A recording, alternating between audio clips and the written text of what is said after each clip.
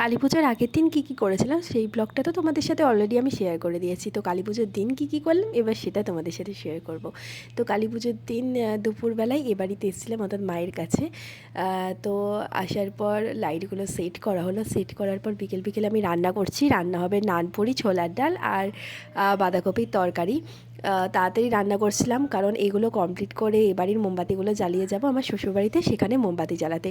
কারণ বিয়ের পর থেকে প্রতিবারই সেটা করি, তাই এবছরও সেটা করব। মানে বাপের বাড়িতে আসলেও আবার মোমবাতি জ্বালানোর জন্য ও বাড়িতে আমাকে যেতেই হয়।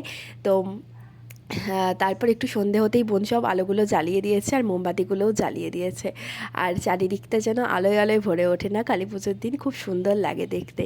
তো এরপর সেটা কমপ্লিট করে গেলাম হচ্ছে ও বাড়িতে।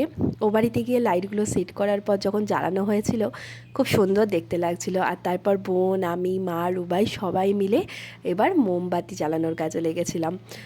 প্রথমে সারাটা ছাদ জুড়ে মোমবাতি বসিয়ে নিয়ে তারপর জ্বালানো হয়েছিল। মানে এত মোমবাতি জ্বালানো হয় আর এত বড় ছাদ ওপরের দিকে, প্লাস এই দিকটায় সারাটা ছাদ জুড়ে লাগানো হয়। সত্যিই খুব সুন্দর দেখতে লাগে মোমবাতিগুলো জ্বালানোর পর। তো কুট্টুরা তখন ছিল না, কুট্টুরা মামার বাড়ি গেছিলো, সেখানে পুজো হয়। তো তারপরের দিন কুট্টুরা এসেছিলো সকালের দিকেই। তো দেখতেই পাচ্ছ সাজানোর পর কি সুন্দর দেখতে লাগছে। আর চারিদিকে বাজি ফাটানোর আওয়াজ আর ঢাকের আওয়াজ। কালী পুজোর মানেই হচ্ছে সমস্ত অন্ধকার কেটে গিয়ে আলোয় আলোয় চারিদিক ভরে উঠুক আর মানুষের মধ্যেও যেন শুভ চেতনার জাগ্রত হয়, এটাই আমরা চাই। তো এরপর সমস্ত কিছু এইদিকে কমপ্লিট হয়ে যাওয়ার পর তারপর দেখতে পাচ্ছ সুন্দর লাগছে চারিদিকটাই, যেন আরও আরও আরও সুন্দর লাগছে। তো তোমাদের কেমন লাগছে দেখতে অবশ্যই কিন্তু আমাকে কমেন্টস করে জানিও।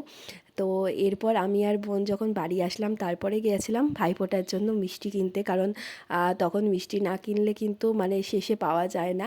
তো কুট্টু গিয়েছিল মিষ্টি চয়েস করতে। তো সমস্ত মিষ্টিগুলো নেওয়া হয়েছিল। মিষ্টি নেওয়ার পর কালী পুজোর দিন আমরা কিছু বাজি কিনে রেখেছিলাম। এটা হচ্ছে কালী পুজোর পরের দিন গিয়েছিলাম মিষ্টি চয়েস করতে, মিষ্টি কিনতে। কারণ কালী পুজোর একদিন পরে ভাইফোঁটা পড়েছিল, তারপর ওরা আসার পর বাজিগুলো ফাটিয়েছিলাম, কারণ ওরা না আসলে ঠিক ভালো লাগে না, সেই জন্য আর আনন্দটাও হয় না। তো এইভাবে কালী পুজোর দিনটা আমরা সবাই মিলে খুব আনন্দ করে কাটিয়েছি। এর নেক্সট ভিডিওতে আমি ভাইফোঁটার ব্লগটা দেবো। এখনকার মতো টাটা, সবাই ভালো থেকো।